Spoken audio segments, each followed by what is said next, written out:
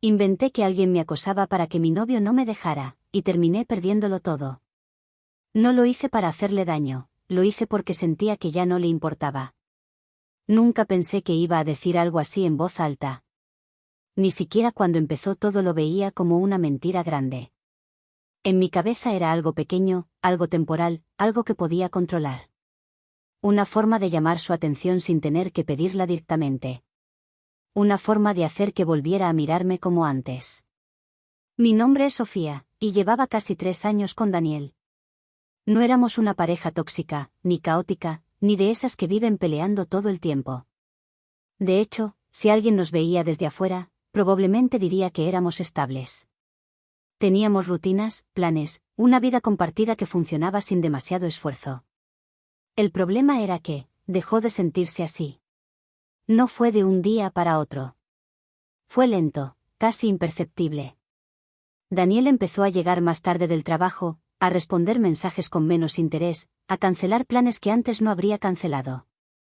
Las conversaciones se volvieron más cortas, más prácticas. Ya no había esa curiosidad constante por saber cómo estaba yo, cómo me sentía, qué pensaba. Y lo peor de todo, es que no había una razón clara. No había una pelea grande.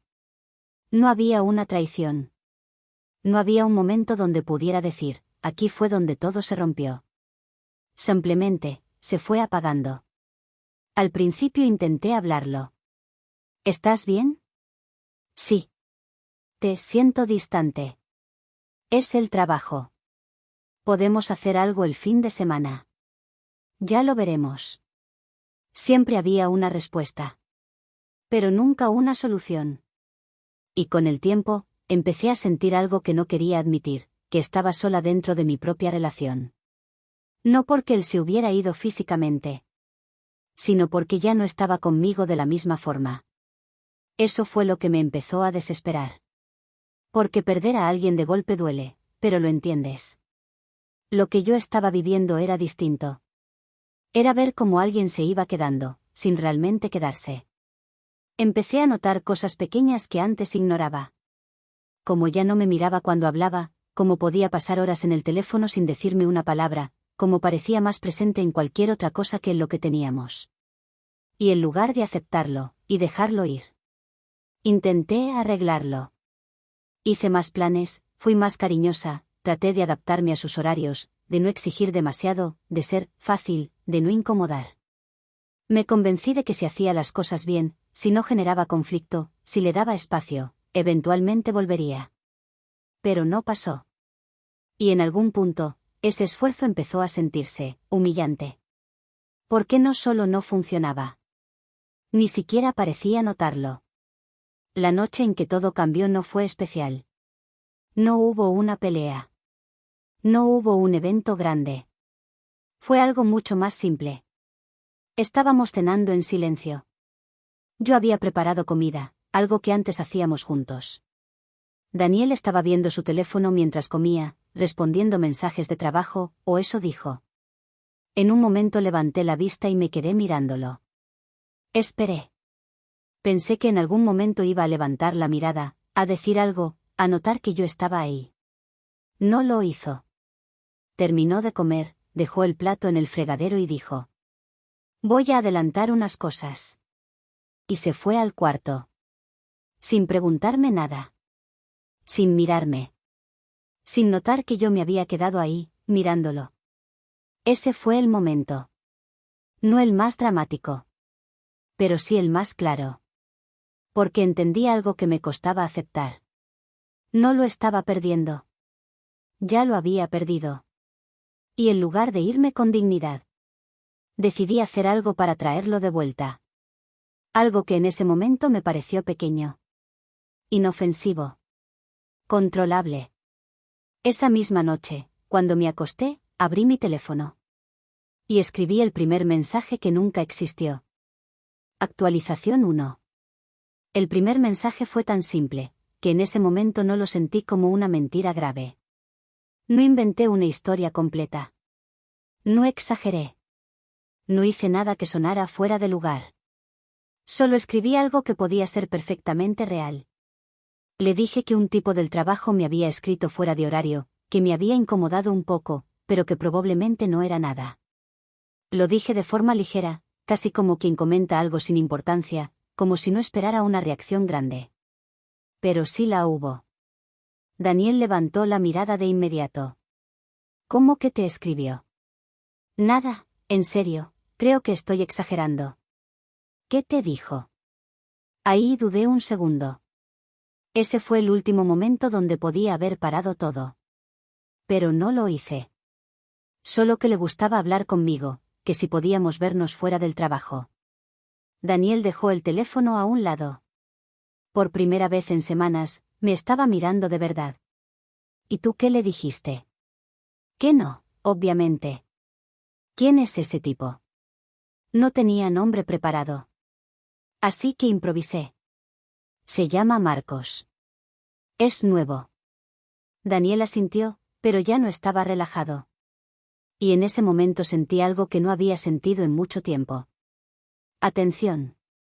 No fue amor. No fue conexión. Fue atención. Y eso fue suficiente para que mi mente justificara lo que acababa de hacer. Esa noche hablamos más de lo que habíamos hablado en días. Me hizo preguntas, quiso saber detalles, incluso se molestó un poco. No era una reacción exagerada, pero sí era más de lo que yo había recibido últimamente. Y lo peor de todo es que funcionó.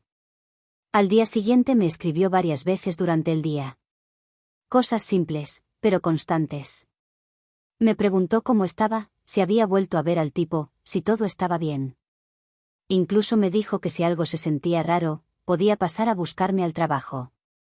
Eso no había pasado en semanas. Yo debería haber parado ahí. De verdad. Ese habría sido el momento perfecto para dejarlo como un incidente aislado, algo pequeño que generó una reacción momentánea. Podía haber dicho que todo se calmó, que el tipo dejó de escribir, que no era nada. Pero no lo hice. Porque algo en mí ya había entendido la dinámica. Cuando él sentía que podía perderme, reaccionaba. Cuando yo estaba disponible, desaparecía. Y en lugar de enfrentar esa realidad, decidí usarla a mi favor. Los días siguientes empecé a construir más detalles. No todos de golpe, no de forma obvia. Pequeñas cosas. Comentarios sueltos. Hoy me volvió a escribir.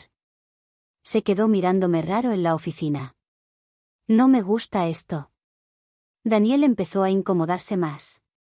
¿Quieres que hable con él?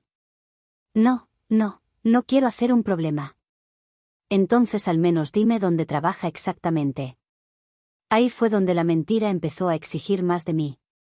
Tuve que crear contexto. Departamento, horarios, interacciones. Nada demasiado complejo, pero lo suficiente como para sostener lo que ya había dicho. Y lo hice. Sin pensar demasiado. Sin detenerme. Como si cada pieza nueva fuera simplemente una extensión natural de la anterior. Pero no lo era. Era una construcción. Y cada vez que añadía algo, me alejaba más de poder volver atrás.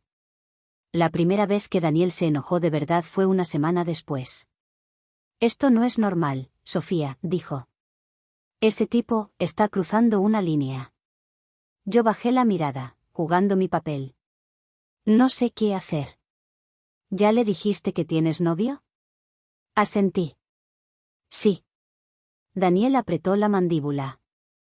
Entonces no lo está respetando. Silencio. Esto ya no me gusta. Y ahí estaba otra vez. Atención. Protección. Presencia. Todo lo que había estado buscando. Pero ahora venía de algo que no era real. Y en lugar de sentirme culpable, empecé a sentirme en control. Ese fue el cambio más peligroso, porque ya no estaba reaccionando emocionalmente, estaba ejecutando. Una noche, mientras Daniel dormía, abrí mi laptop y decidí llevarlo un paso más allá. Hasta ese momento todo había sido conversación, palabras, situaciones que podían interpretarse de muchas formas. Pero sabía que, si quería mantener esa reacción en él, necesitaba algo más sólido. Algo que no dependiera solo de lo que yo decía. Ahí fue cuando empecé a crear evidencia. Mensajes. Capturas. Conversaciones que nunca existieron. Y por primera vez, mientras lo hacía, sentí una pequeña incomodidad. No porque dudara de lo que estaba haciendo, sino porque entendí que eso ya no era una mentira pequeña. Era otra cosa. Y aún así, no me detuve. Actualización 2. Para cuando me di cuenta de hasta dónde había llegado, ya no estaba improvisando. Estaba sosteniendo algo. Y lo estaba haciendo bien. Las capturas que había creado eran lo suficientemente creíbles como para no levantar sospechas inmediatas. Usé conversaciones reales como referencia, imité tonos, errores, incluso detalles pequeños como la forma en que alguien escribe cuando está apurado.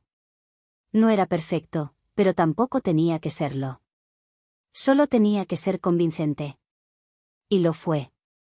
La primera vez que se las mostré a Daniel, lo hice con cuidado. No fue dramático, no lloré, no exageré. Solo le dije que estaba empezando a incomodarme más de lo normal, que ya no me sentía tranquila en el trabajo y que no sabía si estaba exagerando o no. Él tomó el teléfono, revisó las capturas en silencio y su expresión cambió poco a poco. ¿Esto es en serio?, preguntó finalmente. Asentí.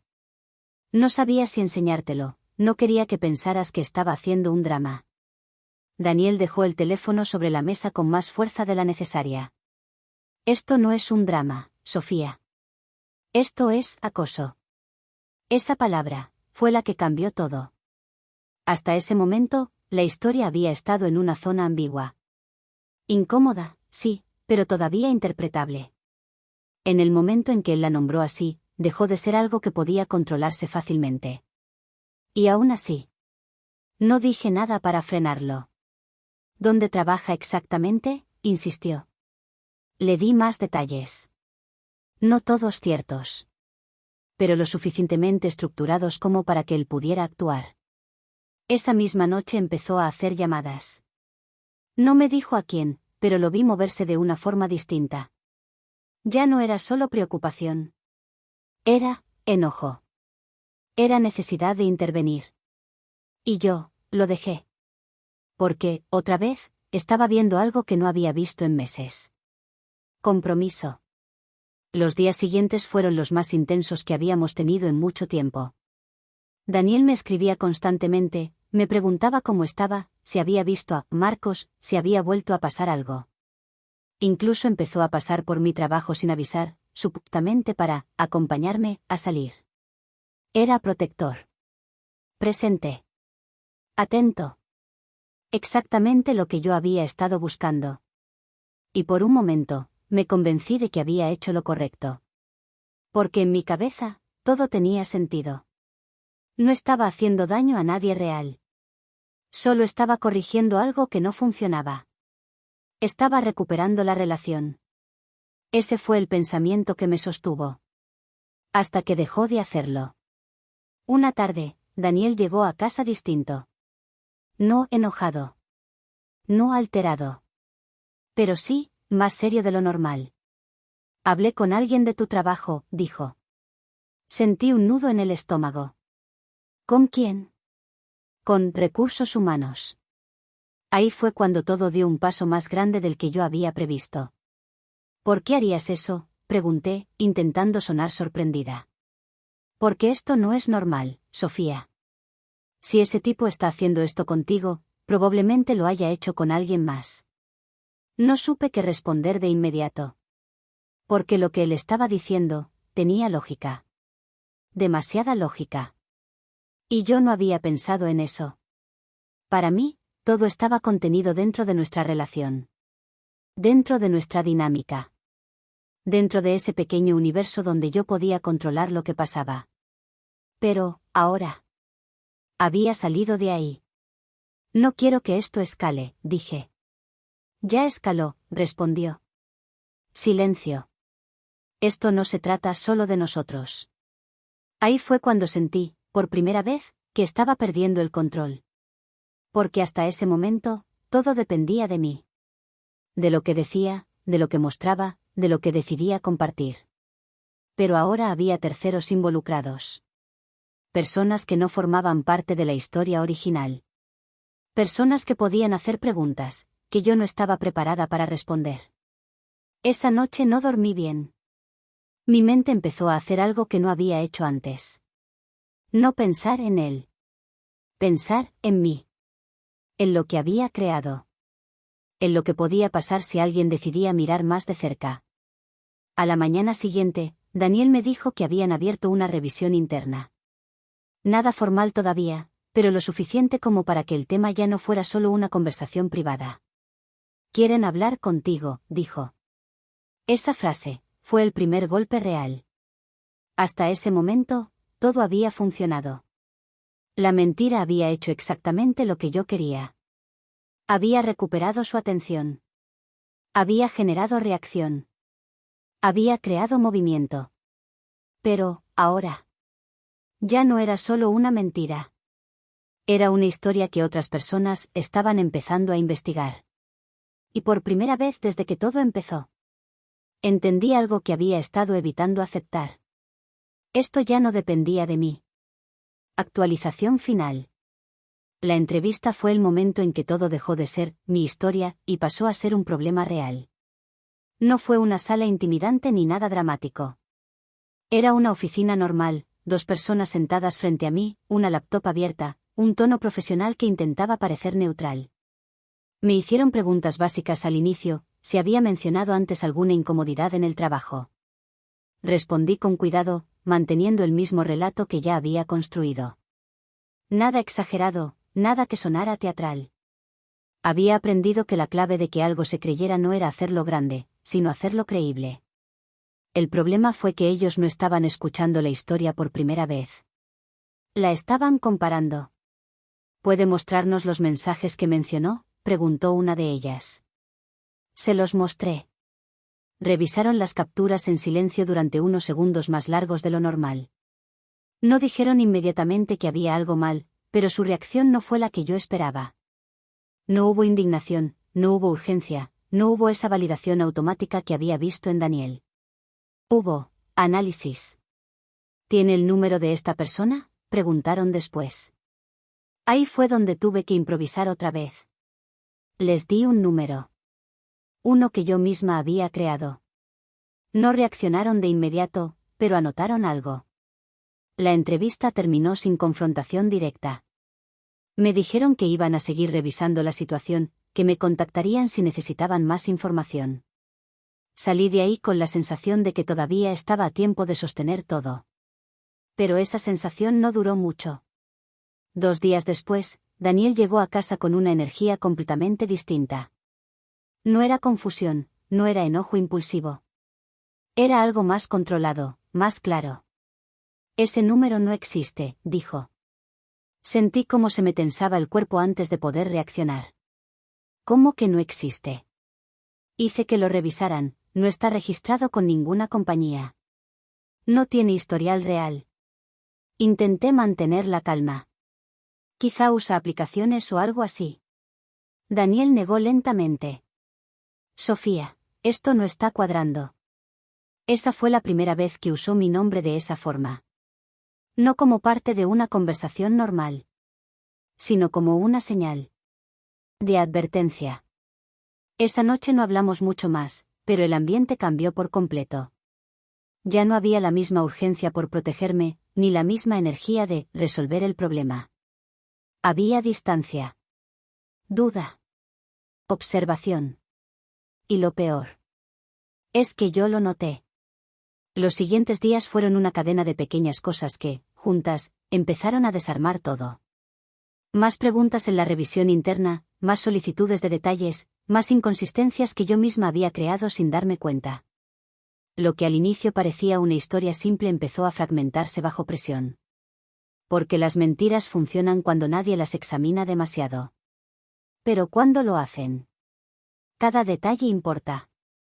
Una semana después, recibí un correo que ya no dejaba espacio a interpretación.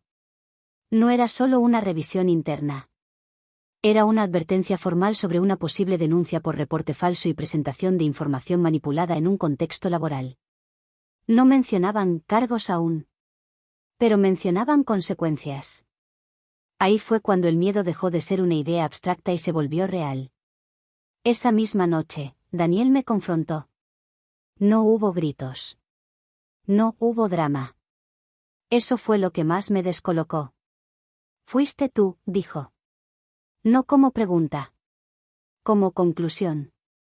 Intenté negarlo por inercia. No sé de qué hablas. Pero incluso mientras lo decía, sabía que ya no tenía peso. No tienes que seguir con esto, respondió él. Ya no se trata de lo que yo crea. Se trata de lo que pueden probar. Silencio. ¿Por qué harías algo así? Esa pregunta fue la única que no supe responder. Porque la respuesta real no era simple. No era solo, porque me sentía sola. No era solo, porque quería que reaccionaras. Era algo más complicado, más incómodo de decir en voz alta. Así que no dije nada. Y ese silencio fue suficiente. Esa noche dormimos en cuartos separados. No como castigo. No como decisión formal. Simplemente, pasó. Y en ese momento entendí algo que había estado evitando desde el principio. No había perdido la relación cuando Daniel se volvió distante. La había perdido cuando decidí manipularla en lugar de enfrentarla. Y ahora ya no había forma de volver atrás. Epílogo. El final con Daniel no llegó con una pelea enorme, ni con una escena donde uno de los dos gritara lo que llevaba meses guardado. Llegó de una forma mucho más fría, y por eso mismo más dolorosa. Una noche, después de varios días durmiendo en habitaciones separadas, entré a la sala y lo encontré sentado frente a la mesa con una carpeta, 2 tazas de café intactas y una expresión que ya no tenía rabia. Eso fue lo que más me asustó. La rabia todavía discute. La rabia todavía quiere ser escuchada. Lo que vi en su cara era algo distinto, cansancio, claridad y una distancia que no se podía reparar con disculpas. Me pidió que me sentara. Lo hice despacio, como si moverme más lento pudiera retrasar lo inevitable. Entonces me dijo que había hablado con un abogado, no para destruirme, no para perseguirme, no para hacerme pagar públicamente por lo que hice, sino para protegerse. Dijo que no quería volver a vivir con alguien que podía inventar una historia así solo para retenerlo. Dijo que ya no sabía qué parte de mí era real cuando tenía miedo. Y aunque intenté responder, aunque quise decirle que yo no era una mala persona, que estaba desesperada, que me había sentido sola, que todo se había salido de control, ninguna de esas frases sonó suficiente ni siquiera para mí. Daniel me escuchó en silencio. Eso fue peor que si me hubiera interrumpido. Cuando terminé de hablar, solo bajó la mirada y dijo, Sofía, yo también me sentía lejos. Yo también sabía que algo estaba mal entre nosotros. Pero tú pudiste decirme que te estabas rompiendo. Pudiste terminar conmigo. Pudiste irte. En cambio, decidiste convertirte en víctima de una mentira y poner a otras personas en medio para obligarme a quedarme. Esa frase me dejó sin defensa. Porque por primera vez entendí que mi mentira no había sido solo una estrategia torpe para recuperar atención. Había sido una forma de secuestrar emocionalmente la relación. Yo no le di la oportunidad de elegirme libremente. Lo empujé a quedarse desde la culpa, el miedo y la necesidad de protegerme de algo que nunca existió. Y cuando una relación necesita una mentira para sentirse viva, tal vez ya estaba muerta mucho antes de que alguien lo admita. Me mudé esa misma semana. No hubo abrazo final. No hubo promesa de hablar más adelante. No hubo esa escena cómoda donde 2 personas se desean lo mejor y cierran con madurez perfecta. La verdad fue más desordenada. Yo lloré mientras metía ropa en cajas. Él se quedó en la cocina, ayudando solo con lo necesario, sin tocar nada que no tuviera que tocar. En un momento encontré una foto nuestra de un viaje que habíamos hecho el primer año, cuando todavía nos reíamos de cualquier cosa y yo no sentía la necesidad de fabricar tragedias para sentirme importante. La sostuve más tiempo del necesario. Daniel la vio en mis manos, pero no dijo nada. Yo le pregunté, con una esperanza patética, si quería quedarse con ella. Me respondió, no quiero guardar pruebas de algo que ya no reconozco. Esa fue la frase que terminó de romperme. No porque fuera cruel. Porque era verdad. Lo que habíamos sido existió, pero lo que yo hice lo había contaminado hasta volverlo irreconocible. La consecuencia laboral no llegó como una explosión, sino como una mancha que se extendió poco a poco. La empresa no convirtió todo en un escándalo público, pero sí quedó registro de lo ocurrido. Hubo advertencias formales, conversaciones incómodas, miradas distintas en pasillos y una reputación que ya no volvió a sentirse limpia. Nadie necesitó gritarme mentirosa para que yo lo sintiera. Bastaba con entrar a una reunión y notar cómo algunas personas medían sus palabras conmigo. Bastaba con ver cómo ciertos compañeros dejaban de escribirme con naturalidad. La confianza no siempre se pierde con puertas cerradas. A veces se pierde en silencios pequeños, en respuestas más cortas, en invitaciones que dejan de llegar. Y eso fue parte del castigo, seguir funcionando en un lugar donde todos eran educados, pero nadie volvía a mirarme igual. Me lo dijo en el último mensaje que recibí de él, después de que yo le escribiera una disculpa larga, demasiado tarde, demasiado emocional, demasiado parecida a todas mis formas anteriores de intentar controlar el final. Su respuesta fue breve: espero que algún día entiendas que no te estoy castigando al irme. Me estoy salvando. Leí esa frase tantas veces que terminé memorizándola. Durante días la odié. Luego la entendí. Y cuando por fin la entendí, dolió más. Mis padres supieron una versión incompleta al principio. Luego, como pasa casi siempre, la verdad encontró maneras de salir por partes. No me abandonaron, pero algo cambió. Mi madre dejó de defenderme automáticamente. Mi padre, que siempre había sido más callado, me dijo una noche: una cosa es tener miedo de perder a alguien, Sofía. Otra cosa es hacer que esa persona pague por tus miedos. No fue un sermón largo. No hizo falta. Había decepción en su voz, y esa decepción me pesó de una forma que ninguna discusión con Daniel había logrado. Porque cuando uno construye una mentira, no solo engaña a la persona que ama. También obliga a todos los demás a conocer una versión de ti que ni tú querías mirar. Durante meses intenté justificarme. Me repetía que Daniel ya estaba distante, que yo me sentía sola, que él también había dejado morir la relación antes de mi mentira. Y tal vez una parte de eso era cierta. Tal vez nuestra relación ya venía quebrándose. Tal vez él no supo verme a tiempo. Tal vez yo llevaba meses pidiendo atención de maneras torpes antes de hacer lo imperdonable. Pero nada de eso cambiaba el centro de la historia. Yo tuve miedo de perderlo y, en lugar de hablar con honestidad, fabriqué una amenaza. Quise provocar amor y terminé provocando alarma. Quise recuperar presencia y terminé haciendo que él necesitara protegerse de mí. Esa es una de las verdades más humillantes que he tenido que aceptar.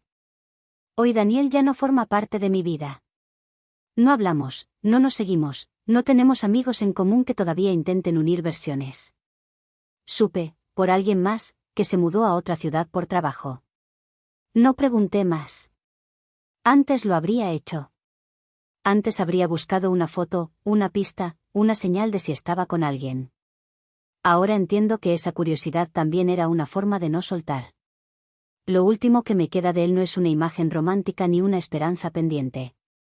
Es la memoria de su cara aquella noche en la sala, cuando comprendió que la persona que amaba había usado su protección contra él. Esa imagen me acompaña más que cualquier foto. No cuento esto para que alguien me tenga lástima. Tampoco para limpiar mi nombre. Hay historias que no se cuentan para quedar bien, sino para dejar de mentirse. Yo inventé que alguien me acosaba porque no soporté sentir que mi novio estaba dejando de elegirme. Pero al hacerlo, le di la razón más fuerte para irse. La relación no terminó porque Daniel se volvió distante. Tampoco terminó por culpa del trabajo, la rutina o la falta de atención. Terminó porque yo preferí manipular su miedo antes que enfrentar mi propio abandono. Y si aprendí algo, fue esto: no todo lo que haces por amor viene del amor. A veces viene del pánico. A veces viene del ego. A veces viene de una necesidad desesperada de sentir que todavía importas. Pero cuando conviertes ese miedo en mentira, ya no estás salvando una relación. Estás construyendo la razón exacta por la que esa persona va a tener que irse. Daniel se fue. Y esta vez no pude culparlo.